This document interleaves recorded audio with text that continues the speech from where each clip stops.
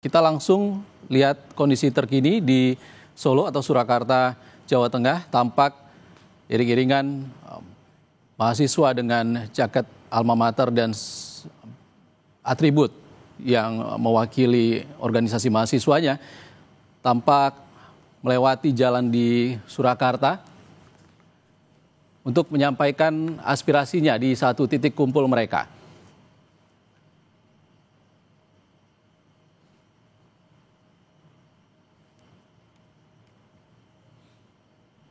Saudara, kami masih bersama dengan mantan wartawan Istana Harian Kompas, Mas Har atau Suhartono. Mas Har, ya. Tadi seperti yang kita lihat masih ramai di Jakarta, ini juga visual terkini ada di Solo. Mahasiswa masih berkumpul meski sudah ada pernyataan dari Presiden Prabowo Subianto bersama Ketua Umum Partai di Istana. Itu juga cukup panjang pidatonya. Menurut Anda sebenarnya hingga kini mahasiswa masih berkumpul untuk menyampaikan aspirasinya, menyampaikan pernyataan atau pertanyaannya. Artinya ada komunikasi yang belum memuaskan pertanyaan publik. Betul, komunikasi dan juga janji yang direalisasinya juga belum ada kan. Jadi masih ditunggu. Misalkan kemarin Bu Puan, Ketua DPR menjanjikan akan menghapus tunjangan tersebut. Tapi sampai saat ini belum ada pernyataan secara resmi dari DPR. Kalau itu sebetulnya komitmennya bagus untuk meminimalisasi gerakan, harusnya itu sudah dilakukan satu persatu persoalannya diselesaikan. Tapi yang memang nggak bisa ditolak itu kan sebetulnya tingkat ketidakpuasan publik dengan apa yang dilakukan oleh pemerintah maupun DPR selama ini masih belum terpenuhi. Misalkan sekarang masalah ekonomi, harga beras yang tinggi gitu ya, lalu dengan harga-harga barang kebutuhan pokok yang juga makin merambat naik, sementara daya beli masyarakat berkurang. Lalu sudah ada lagi rencana pengenaan pajak di berbagai bidang. Itu yang membuat semakin mempersulit masyarakat. Jadi sekarang yang mereka harapkan sebetulnya contoh nyata langsung dari pemerintah, dari Presiden dan DPR. Apa yang ditunggu oleh masyarakat itu apa sekarang? Kekecewaan publik ini kalau kita lihat secara holistik tidak hanya soal tunjangan, Mas Har. Jadi kalau menurut Anda harus disampaikan secara detail atau seperti apa kalau urusan tunjangan DPR misalnya harus melibatkan kesekjenan DPR untuk dinyatakan langsung kalau ini memang dipastikan batal atau seperti apa?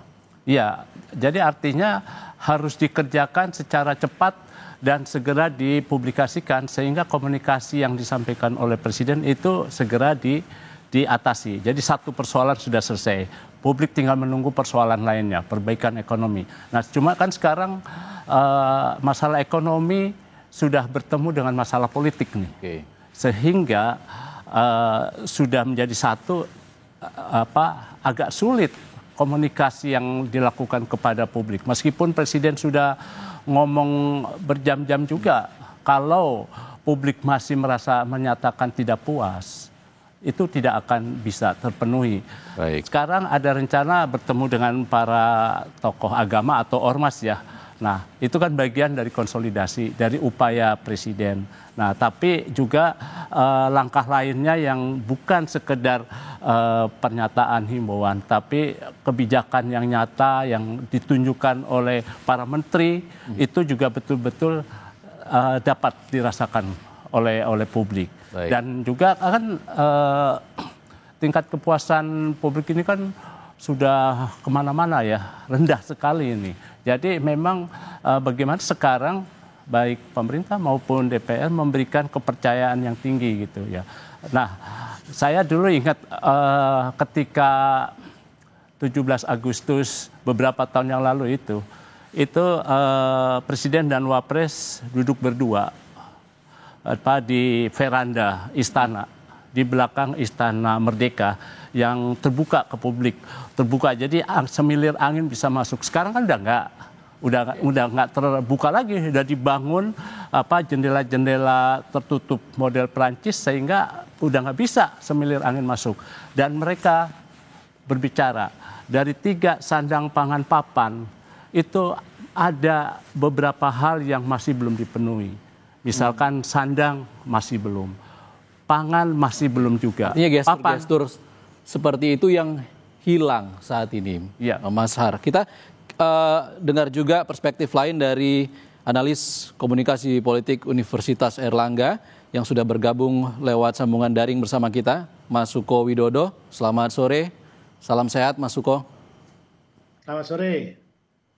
Oke, Mas Suko, sejumlah pihak, baik itu dari istana maupun parlemen sudah menyampaikan responsnya dari rangkaian unjuk rasa yang dilakukan oleh rakyat. Anda melihat apa yang missing, apa yang kurang dari komunikasi politik mereka? Ya, saya kira memang harus ada ekstra yang berbeda ya. Sejauh ini saya melihat bahwa tertumpu kemudian sosok person-person yang terbatas, misalnya dari Kapolres, Dandim, kemudian juga gubernur, wali kota, dan DPR. Saya berharap sebenarnya yang hadir ini justru tokoh-tokoh lokal ya. Jadi ada baiknya misalnya tokoh lokal belajar dari Jogja ya. Misalnya posisi gubernur tapi dia punya sebagai tokoh ketokohan masyarakat sebagai raja. Saya kira bisa munculkan orang-orang yang semacam begawan lokal ya. Misalnya kita mengajak apakah itu tokoh kiai atau gereja atau seniman yang kemudian punya kapasitas pengaruh pada masyarakat. Jadi akan bagus kalau menghadirkan tokoh-tokoh di luar formal ya. Ini belajar dari kasus 98 di mana waktu itu MH Najib, Gus Dur, dan tokoh-tokoh lainnya yang dia hadir dalam ruang ketika krisis itu. Setidaknya dia menjadi katalisator biar tidak berhadapan head to head.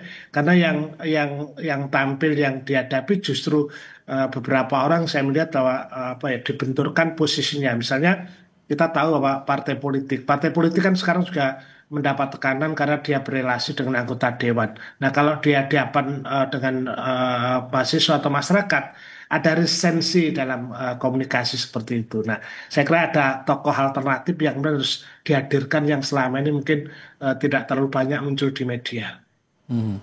Setelah kemarin bertemu dengan, kalau saya tidak salah, 16 ormas agama di Hambalang, hari ini juga Presiden Prabowo Subianto rencananya akan bertemu dengan tokoh agama di istana. Menurut Anda ini gestur yang tepat tidak? Antara ya tidak ya. Sepertinya mesti harus ada tokoh-tokoh lain ya. Misalnya ada banyak tokoh yang di dunia digital ya. Sekarang anak-anak muda itu kan ada tokoh-tokoh mereka yang bisa dihadirkan. Barangkali seperti seniman-seniman atau yang mungkin menjadi panutan itu bisa menjadi jembatan bridging terhadap tema ini. Kalau sistem komunikasinya berhadapan dengan tokoh yang karena mereka akan menjadi berpikir menuduh ya, ini tokoh ini bagian jadi kekuasaan misalnya, sekalipun tokoh itu tokoh non struktural pemerintah, itu juga masih, saya secara psikologi saya malah tertarik kalau misalnya beberapa rektor yang menjadi idola anak muda, mahasiswa atau tokoh budaya itu akan menjadi penyambung itu. Karena ini saya melihat bahwa ini kan semua pada menunggu, dan saya lihat di beberapa daerah itu juga masih ada informasi-informasi yang mungkin 1-2 hari diredam, tapi kan mereka punya agenda-agenda yang bersama. Jadi butuh semacam pendekatan kultural lah, semacam selamatan, berdoa bersama. Tidak, kan ada beberapa daerah yang mengadakan deklarasi damai, itu tidak cukup. Cara-cara formal itu yang saya kira harus dihentikan dulu, tapi mungkin secara informal hadirkan sosok-sosok ibu. Jadi dari semua lini gitu loh. Itu mungkin bisa mendamaikan kondisi seperti ini. Baik.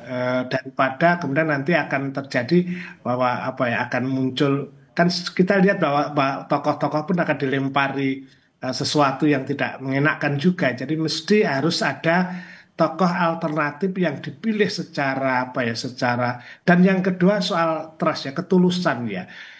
Kalau melihat perbincangan anak-anak muda itu kan saya lihat bahwa mereka seperti apa ya, masih masih belum puas ya. Maka cara komunikasi harus tulus, tidak formal, atau mungkin lebih pada titik tertentu apa ya, menurut saya para wali kota bupati kalau perlu mendatangi ruang-ruang anak-anak muda itu, membicarakan, dan mereka bisa hal yang dengan cara-cara kultural, saya kira jauh lebih lebih akan bagus daripada cuman apa, mari kita berdamai, kita deklarasi semacam itu.